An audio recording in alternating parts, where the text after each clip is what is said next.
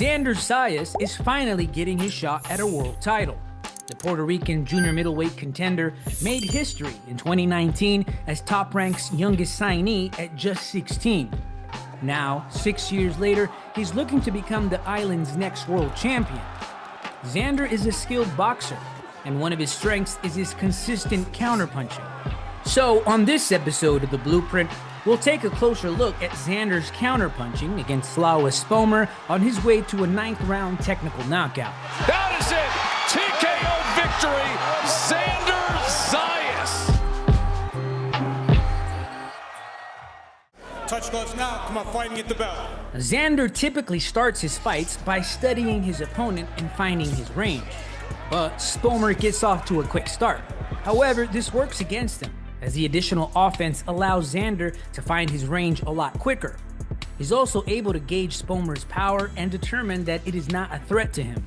That's why he's really able to counterpunch by round 3. Now, proper counterpunching needs to be followed by good defense. You want to be able to land on your opponent after making him miss. Xander has many defensive tools at his disposal. For example, he knows how to use his footwork and his high guard to avoid punches. Here we see Xander using a feint to draw an attack from Espinoza before throwing a jab. This works in getting Espinoza to throw so that he can continue figuring out his range. He steps back after throwing the jab, but also keeps his left hand up to avoid a potential right. He continues with more of the same, mixing in feints, footwork, and a high guard with some offense as he figures out his range. This mixture of different defensive tactics plays an important role in Xander's overall skill set. But in this fight, it's the head movement that sets up some of his best counters. So by round 3, we see Xander at close range, using his head movement to avoid shots before coming back with counters. Here we see him duck a right hand and come back with a left hook to the body. And although he misses, he continues to stand his ground. Moments later, he slips left to counter with a right of his own. And although he misses that shot, he follows up with 2 lefts to the body. The idea here is that counterpunching can be more effective if you come back with more punches.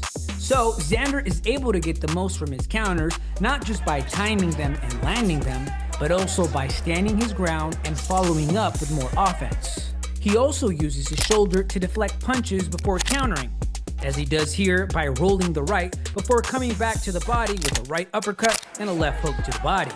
However, Xander does have to be careful when countering to the body, as he runs the risk of landing a low blow if not done carefully, as is the case here. He said he hit him low there, so Slava's going to get a full 5 minutes if he wants it. But for the most part, he is very accurate with his body punching, despite Espinoza's later objections. Here we see Xander taking a different path to the counterpunch, catching Espinoza's right hand on his left glove while stepping back before coming back to the body. So, aside from moving his head or rolling in order to counter, he can also counter from the high guard by anticipating a shot to the glove before releasing a punch. Here we see Xander using a full gamut of defensive styles to stay at close range, rolling a right with the shoulder, holding back while keeping his guard high to avoid a left. This whole time he's in the zone, staying close, observing carefully, and waiting for an opening. Seconds later, the opening appears. He slips a jab and comes right back with an uppercut to the body, before following up with the same hand, but to the head. As soon as he's done, he continues to roll to stay at close range. Xander can set up counters in different ways and land at different places, but it's the body work that does the most damage in this fight. In this exchange, Xander is patiently waiting, and when Espinoza throws a jab, he slips to the inside to throw a left to the body. That's the shot right there. If Xander wants to end this fight, it's going to be from a body shot. This typically can be dangerous because sometimes the right hand can follow just as you are slipping to the inside of a jab. But Xander times it to perfection and it immediately hurts Espinoza. By round 9, Xander senses that he can end the fight, so he presses forward but also stays ready for another counter. You see, he slips the right this time instead of the left in order to counter to the body, before following up to the head. Moments later, he looks for the stoppage. All the body work has worn Espinoza down, and another left hook to the liver hurts him. Oh, he went downstairs there. Body shot clearly affected Slava. And now a lot of time to work with for Xander Zayas.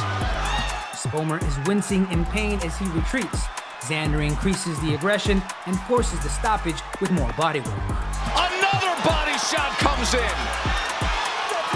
That is it. TKO victory. Xander Zayas. Xander Zayas takes on Jorge Garcia for the vacant WBO junior middleweight world title on Saturday, July 26, live on ESPN.